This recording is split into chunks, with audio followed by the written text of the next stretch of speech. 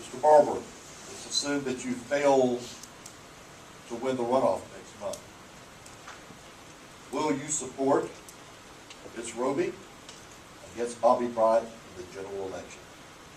First and foremost, this race that I'm running is not about Rick Barber. I've never had a passion to be in politics. I've been compelled to be running this race.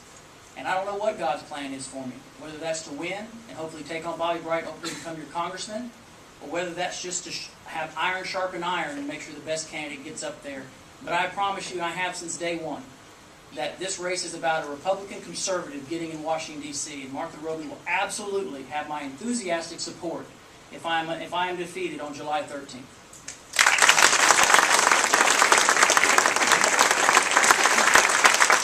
Ms. Roby, if things don't go well for you in July, will you support Mr. Barber? Yes.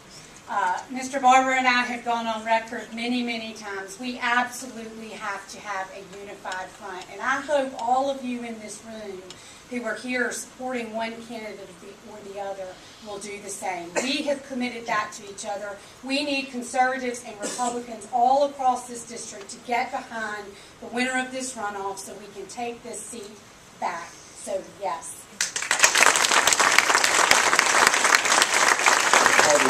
We'll just skip the rebuttal because there's nothing to rebut.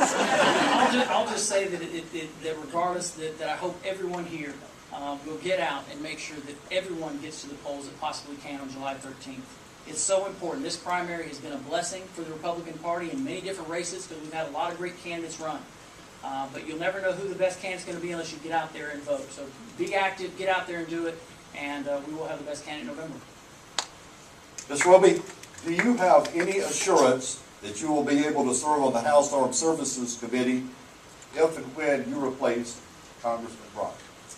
Well, I have asked our minority leader, John Boehner, I have asked him face to face and told him how important that is to the people in this district. I do not have it in writing, but I've had that conversation and made him very aware that if elected to Congress, it is absolutely imperative that we have our congressmen sit on armed services and ag. It is so important because both of those issues are so vital to the economy all throughout the 2nd District. We have 2 military installations, Fort Rucker and Maxwell Gunner in Montgomery, that are the tip of the spear in our nation's warfighting machine, and we absolutely have to have a congressman in Washington that will stand up and fight for our bases.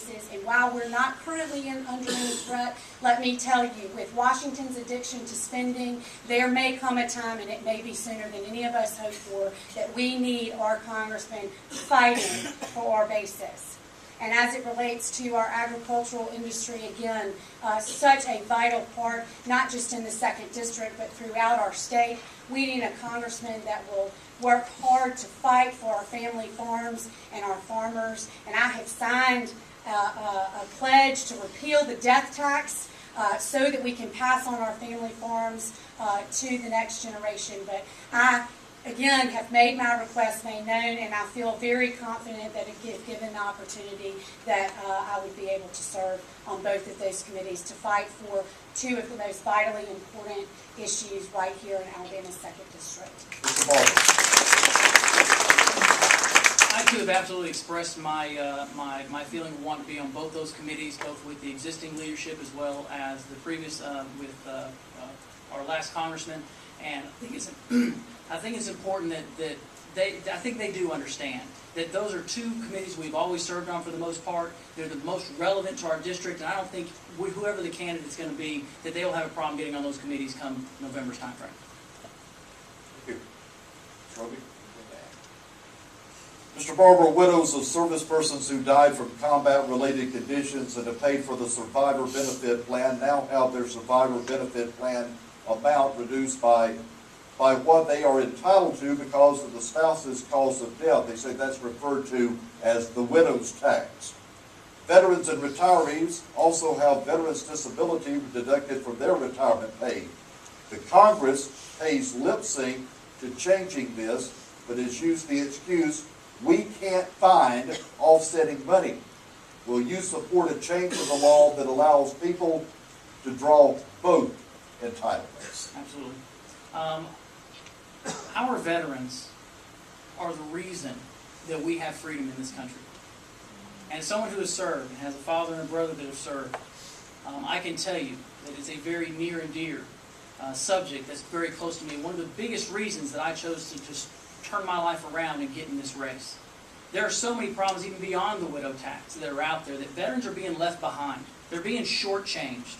And it's being done at the expense of them so that we can fuel other programs for those that don't care whether this country is a free nation or not. And we've got to put leaders in Washington that want to stand up for our veterans, ensure they get the benefits not only that they were promised, but they were deserved. And it's very important that we look at them and we stand tall and let them know that we will absolutely go to Washington, D.C., fight on their behalf. And when it comes time to say, where's the money going to come from? I assure you, there's a long list of where we can take money from to make sure that our veterans are taken care of.